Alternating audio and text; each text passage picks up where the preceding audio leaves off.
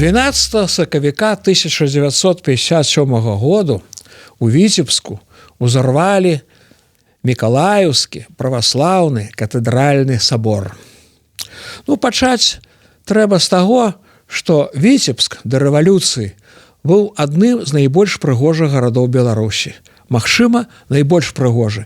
Тым больш у тыя часы заходняя Дзвіна была вялікая рака, а не так, як сёння, недзе там унізе. Маленькі такі ручай, можна сказаць. А тады гэта была ж рака. Вось такая вялікая, бурная. І горад стаяў тварам да гэтай ракі. Ён і зараз стаіць тварам, але не да ракі, а ўжо да ручая. Яго ўпрыгожвалі дзясяткі, а можа нават і сотні камяніц. І перш за ўсё храмы. Праваслаўныя цэрквы ды саборы, каталіцкія, пратэстанцкія, юдэйскія сінагогі.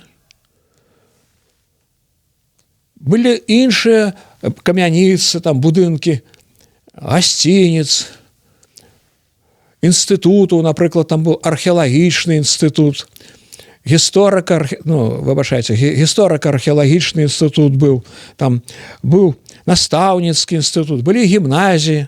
Прыгожы быў такі горад вельмі.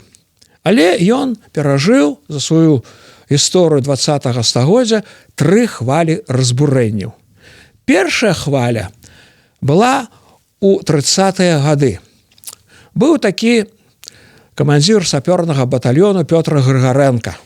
Ён па загаду, малады быў чалавек, 27-28 гадоў, яму было 29. Ён у 30-е гады па загаду начальства партыйна-савецкага узрываў гэтыя храмы. І вось што цікава, гэты Грыгарэнка. Потым, у 60-е гады, калі ён уже быў генерал, ён зрабіўся дысідэнтам і вернікам.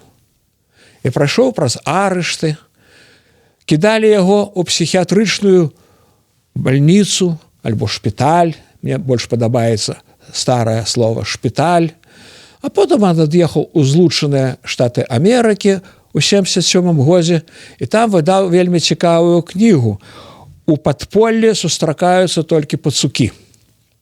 Вось. Такая біяграфія. Але ж, што было, то было. У 30-е гады нічога такога на ўвазе не меў і ўзрываў гэтыя храмы. А потым пачалася вайна, другая хваля. Чырвонае войска збегла з Віцебску 11 ліпеня 41 году. А перад тым, як збегчы, яны ўзарвалі там шмат якіх будынкаў. А потым у ліпені 44 года чырвонае войска вызваляла Віцебск ад нямецка-фашысцкіх захопнікаў. І бомбавалі горад бязлітасна, і артылерыя з гармат біла бязлітасна. І таксама шмат чаго разбурылі. А потым усё гэта усклалі ўсю віну на нямецка-фашысцкіх захопнікаў, быццам гэта яны ўсё ўзарвалі. Дарэчы, у Мінску было тое ж самае. Найбольшыя разбурэнні былі у ліпені 44 года, калі немцаў ўжо у Мінску не было 2 дні, а бомбавалі. І ўвесь цэнтр зруйнавала менавіта савецкая авіацыя. Гэта так, дарэчы. А трэцяя хваля разбурэння ў Віцебску адбывалася на працягу 6 гадоў, з 57 па 62 па ініцыятыве маскоўскага кіраўніцтва. Бо яны вельмі адмоўна ставіліся да гэтых помнікаў іншай культуры, не расейскай. Вось. І ад былой прыгажосці мала што засталося. Каб вы самі пабачылі, і зараз зачытаю назвы храмаў, не ўсіх, большасці, якія зруйнавалі. Вось, напрыклад, праваслаўныя храмы, Васкрасенская царква, Дабравешчанская царква. Дарэчы, гэта была царква 12 стагоддзя. Такая ж старая, як і сабор Святой Сафіі ў Полацку. Знішчылі, а потым ужо ў 90-е гады пабудавалі нанова на тым самым фундаменце. Але ж гэта ўжо муляж, гэта ж не тая царква, што была. Царква святога Юрыя, прарока Іллі Іяна Богослова, Іяна Хрысціцеля, Петропавлаўская, Пакроўская, Калядная, Святого Духа, Георгіўская, Свято-Преображенская, Зветраецкая, чорная такая, такая была назва, чорная, бо она была чорного колеру. І у Марковом монастыры была Троецкая царква, Успенский собор, костёлы святого Антония, святого Михаила, Фарны костёл, дзве сінагогі. І вось адной з найбольш буйных страт з'явіўся Мікалаеўскі катэдральны праваслаўны собор. Але спачатку ён быў не праваслаўны. Ён спачатку быў пабудаваны з дрэва ў 1609 годзе. Існаваў, а потым яго ў 1708 годзе спалілі войскі маскоўскія па загаду цара Петра I. Як яны спалілі і Магілёў, так яны спалілі і Віцебск, увесь горад, у тым ліку і цэрквы. Але калі маскоўцы адышлі, калі скончылася гэта другая паўночная вайна, тады віцебскі кашталян Марціян Агінскі, з гэтага роду славутых Агінскіх, у нашчадак Міхал Клеофас Агінскі, якога мы ведаем. Вось, ён ахвяраваў грошы і пабудавалі і адчынілі ў 1831 годзе, адчынілі гэты сабор святога Іосіфа. І там была традыцыя хаваць нябожчыкаў з роду Агінскіх. Там і Марціяна гэтага пахавалі, і яго жонку першую, і яго другую жонку, і сына, і жонку сына. Яны там ляжалі, а калі ўсё гэта зруйнавалі, косці ўсе выкінулі на сметнікі, як гэта была такая завядзёнка ў тыя часы. Вось.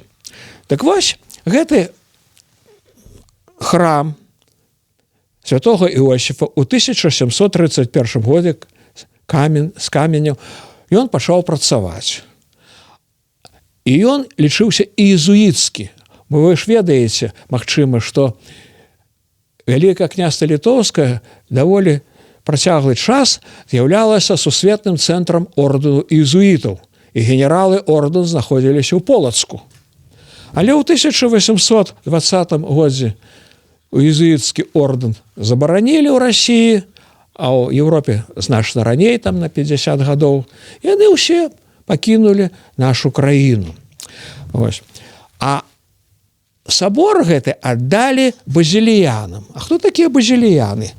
Базіль на лаціне гэта Васіль. Это ордэн святого Васіля, або на лаціне Базіля. Это быў ордэн уніятаў. І аддалі. Але ў 1839 годзе уніяцкую царкву скасавалі. І тады гэты сабор аддалі праваслаўным. Яны яго перабудавалі, крыху там, унутранае там аздабленне пераўтварылі ў праваслаўным кшталце. І гэта быў катэдральны сабор. І так ён стаяў, працаваў, пакуль не прыйшла рэвалюцыя. А потым пачалі рабаваць гэты сабор. У 22 годзе шмат чаго там адабралі, залатыя рэчы розныя, культавыя. А ў 30 годзе ўсё астатняе. І сабор зачынілі. Вось і ён там так стаяў. А калі была вайна, некалькі стрэлаў з гармат трапілі ў званіцы гэтага сабору і зруйнавалі іх. І ён стаяў ужо без званіц. А ў 49 годзе, калі складалі спіс будынкаў, якія маюць гісторыю, архітэктурную каштоўнасць, яго ў спіс не ўключылі. І 3 сакавіка 57 года гарадскі гэты савет Віцебску вынес пастанову знішчыць. А там знаходзіўся склад. Ужо ніякай царквы даўно не было. І праз 10 дзён яго ўзарвалі. І так радаваліся, што гарадскія ўлады далі вялікую грашовую прэмію тым хлопцам, падраўнікам, якія гэта ўсё зрабілі, злачынства. І больш не было сабора. Казалі, што там нешта пабудуюць вялікае і прыгожае. Нічога не пабудавалі.